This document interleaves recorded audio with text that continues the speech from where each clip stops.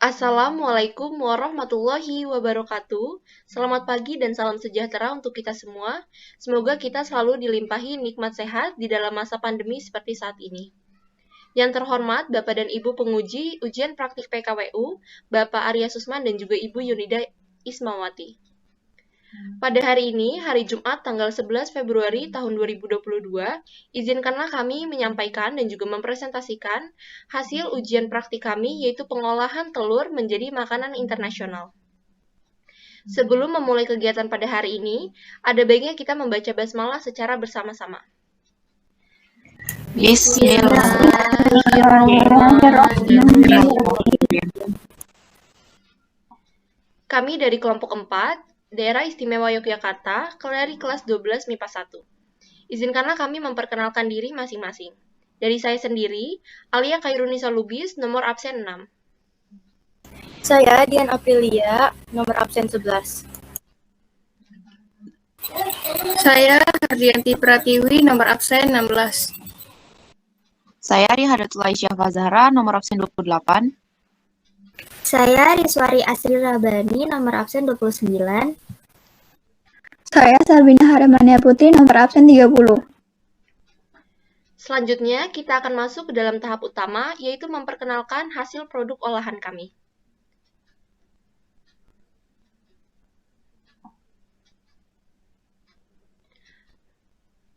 Hasil produk olahan kami memiliki nama obushikun. Obushikun merupakan makanan yang diadaptasi dari makanan kontemporer yaitu burgushi. Apabila diteliti dari penampilan dan juga cara penyajian, burgushi sendiri menggabungkan dua kebudayaan dalam satu makanan, yaitu kebudayaan Amerika dan juga Jepang. Amerika didasarkan pada cara penyajiannya, yaitu mengapit menu utama sehingga terlihat seperti burger. Dan kebudayaan Jepang dapat dilihat dari penggunaan nasi dan juga nori sebagai bahan pengapit. Hal inilah yang akhirnya menyebabkan burgushi terlihat seperti sushi.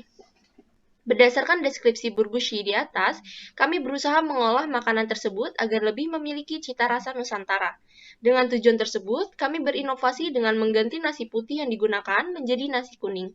Lalu, fondamen utama yang akan kami tawarkan adalah omelet dan juga stik tempe yang nantinya menjadi highlight atau daya tarik dari makanan obushikun milik kami sendiri. Selanjutnya adalah penjelasan mengenai alat, bahan, dan juga langkah-langkah yang akan dijelaskan secara berurutan oleh Dian Aprilia, Riswari Asri Rabani, dan juga Hardianti Pratiwi. Kepada mereka, saya persilahkan. Baik, untuk yang pertama ada alat. Alat yang pertama kita gunakan adalah mangkok, sendok, teflon, pisau, dan spatula. Untuk bahan nasi kuningnya, kami menggunakan 4 cup beras yang sudah dicuci bersih, lalu santan dan 2 ruas kunyit yang dihaluskan, dicampurkan kemudian disaring. 2 lembar daun pandan, diikat agar wanginya daun pandan lebih keluar. Lalu ada 2 batang serai yang digeprek, 6 lembar daun jeruk, 1 sendok makan air jeruk nipis, garam, dan air secukupnya. Step pembuatannya, pertama-tama cucilah beras hingga bersih, masukkan ke dalam magicom. Tambahkan santan yang sudah dicampur kunyit, serai, daun pandan, daun jeruk, air jeruk nipis, dan garam. Hidupkan magicom, jangan sampai lupa menekan tombol. Jika sudah, pindahkan ke mode warm, tunggu kurang lebih 10 menit, barulah buka dan aduk nasi kuning tersebut. Lalu, untuk pembuatan sambalnya, sangat mudah ya, yaitu dengan campurkan dan haluskan cabai merah, cabai rawit, dan bawang putih, sedikit garam, menggunakan penggulekan, lalu tumis dengan menggunakan minyak goreng. Step selanjutnya adalah pembuatan stik tempe, yang akan dijelaskan oleh Riswari. Kepada Riswari, dipersilakan. Terima kasih, Dian. Oke, bahan-bahan untuk membuat stik tempe yaitu tepung tapioka, tepung panir, tempe, merica bubuk, ketumbar bubuk, gula, garam, bawang putih, dan telur. Lalu alat yang digunakan adalah talenan, pisau, wadah, kukusan, mangkok, garpu, dan piring. Selanjutnya cara kerjanya yaitu pertama-tama potong tempe lalu masukkan ke wadah. Selanjutnya, kukus tempe selama 15 menit. Jika sudah 15 menit, angkat tempe, lalu pindahkan ke dalam wadah yang lebih besar. Setelah itu dihaluskan.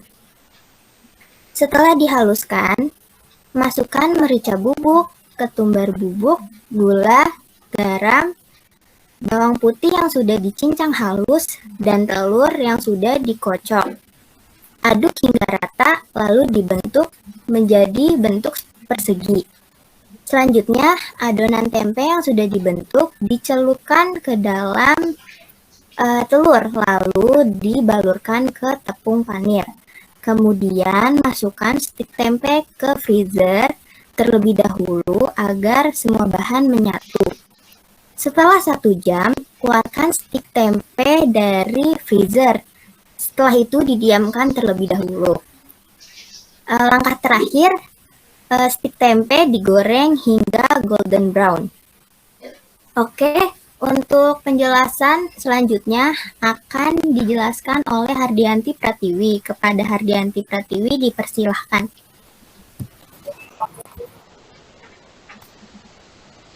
Ya, terima kasih Riswari. Untuk selanjutnya adalah bahan membuat obushikun. Obushikun sendiri bahannya ada yang tadi sudah dijelaskan oleh Riswari.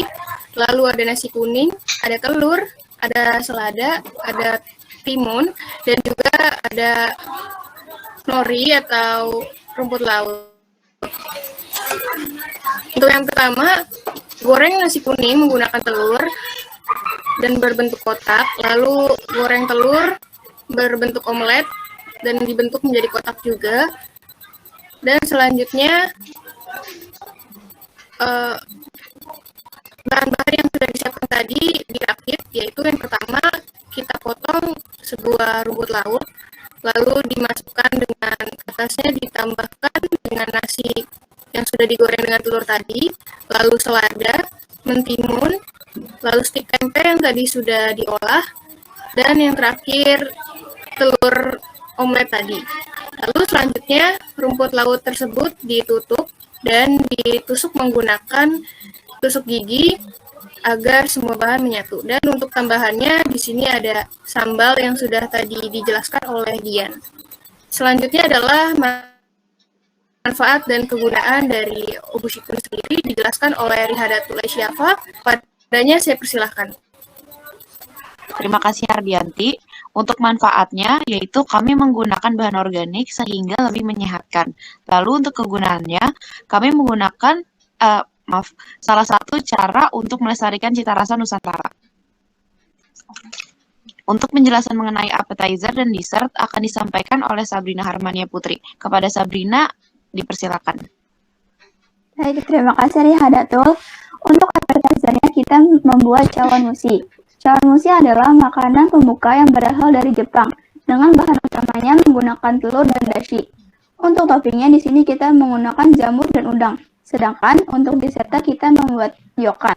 Ryokan sendiri merupakan makanan dessert tradisional khas Jepang yang berbahan khas pasta kacang merah. Di sini kita sedikit memodifikasinya dengan menambahkan kuah. Kuah yang kita gunakan adalah kuah dari selendang mayang. Selendang mayang sendiri merupakan makanan khas Betawi yang menggunakan gula merah dan santan. Untuk penjelasan tentang promosinya akan dijelaskan oleh Rihadatul. Kepada Rihadatul dipersilakan. Terima kasih Sabrina. Untuk Bapak dan Ibu pemuji serta teman-teman yang tertarik dan berminat dengan obushikun bisa langsung cek Instagram yang tertera pada layar. Terima kasih. Baik, demikianlah presentasi dari kami. Kami ucapkan terima kasih kepada Bapak dan Ibu penguji yang sudah bersedia menonton tayangan ini. Kami memohon maaf sebesar-besarnya apabila ada kesalahan dan juga kekurangan. Semoga kelompok kami dapat mendapatkan hasil nilai yang memuaskan. Wassalamualaikum warahmatullahi wabarakatuh.